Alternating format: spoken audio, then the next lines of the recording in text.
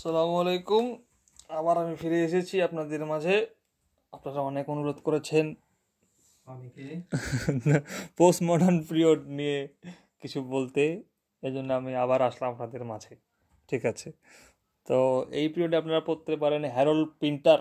Harold Pinter তিনি তার birthday party এই উপন্যাসের জন্য তিনি 2005 সালে সাহিত্য নোবেল পুরস্কার পেয়েছেন। বার্থডে পার্টির কাহিনী হচ্ছে, এখানে একটা বার্থডে পার্টি থাকে স্ট্যানলি নামে একজন ব্যক্তির। তো বার্থডে পার্টি ভালোই চলছে, হুট করে সেখানে দুইজন স্ট্রেঞ্জার এসে একটা অদ্ভুত একটা পরিবেশ সৃষ্টি করে। এটাই হচ্ছে বার্থডে পার্টির কাহিনী। এরপর কী হবে সেটা জানার জন্য পুরো বইটা পড়তে পারেন। আচ্ছা, তারপর টনি মরিসনের পড়তে পারেন দ্য ব্লুয়েস্ট আই। এজন্য তিনি 1993 সালে নোবেল পুরস্কার পেয়েছেন টনি মরিসন। এটার কাহিনী হচ্ছে একটা পিকোলা নামে একটা মেয়ে, পিকোলা রিডলাভ, তার অনেক শখ তিনি ব্লুয়েস্ট আইয়ের অধিকারী হবেন, অর্থাৎ এরকম ব্লু আই তার থাকবে, এরকম তার ইচ্ছা।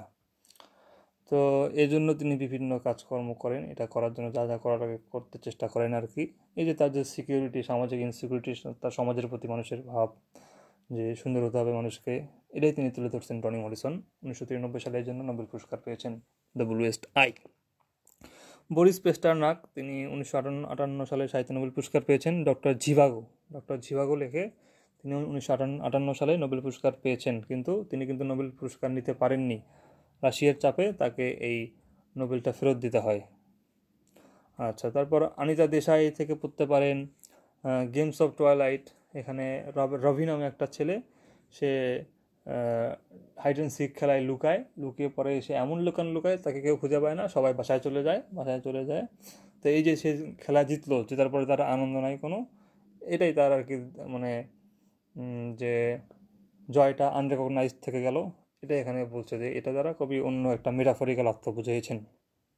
তো অনিতা দেশাই লিখেছেন গেমস অফ টুয়াইলাইট, মানে যে সন্ধ্যার সময় যে গেমটা খেলা হয়।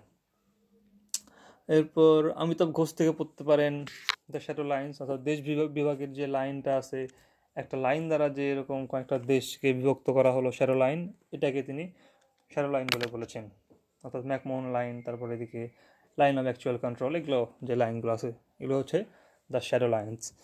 আচ্ছা, অরুন্ধতী রায় খুব জনপ্রিয় রাইটার একজন, তিনি লিখেছেন গড অফ স্মল থিংস।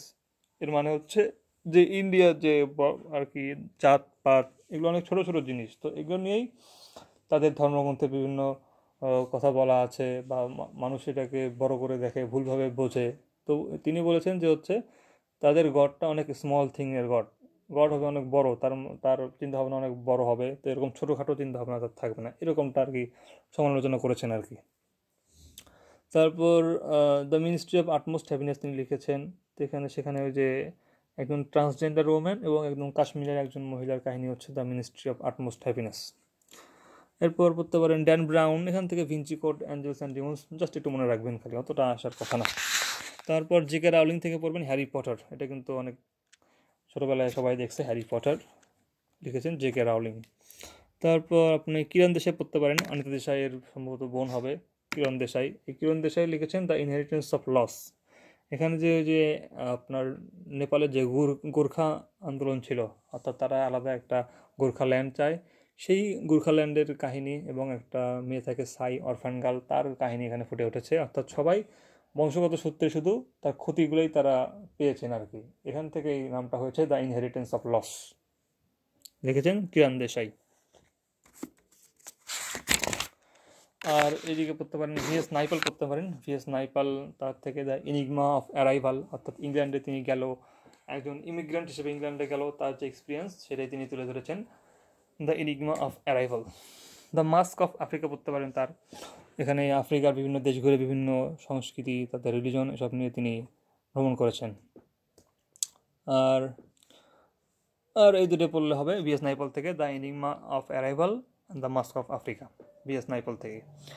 আর পড়তে পারেন নীরদ সি চৌধুরী, তার বিখ্যাত রচনা হচ্ছে এ প্যাসেজ টু ইংল্যান্ড, অর্থাৎ ইংল্যান্ডে গিয়ে তিনি কী কী দেখলো, তাদের সংস্কৃতি, সেসব তিনি ডিটেলস একটু বর্ণনা করেছেন।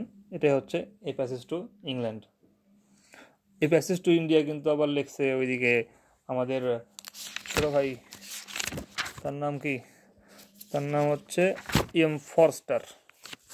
তিনি কিন্তু লিখেছেন এ প্যাসেজ টু ইন্ডিয়া, আর ইনি লিখেছেন এ প্যাসেজ টু ইংল্যান্ড। আচ্ছা, তারপর নীরদ চৌধুরীর একটা অটোবায়োগ্রাফি আছে যেখানে তিনি তার চাইল্ডহুড, তারপর ব্রিটিশ কলোনিয়াল শাসন এসব তুলে ধরেছেন। তো তার মতে যে কলোনিয়াল শাসনটা আসলে ইন্ডিয়ার জন্য ভালোই ছিল, এর ফলে ইন্ডিয়ার মানুষ শিক্ষিত হয়েছে, তারা কুসংস্কার থেকে বের হয়ে আসছে। তো বলছে যে এর একটা ভালো দিকও ছিল আর কি।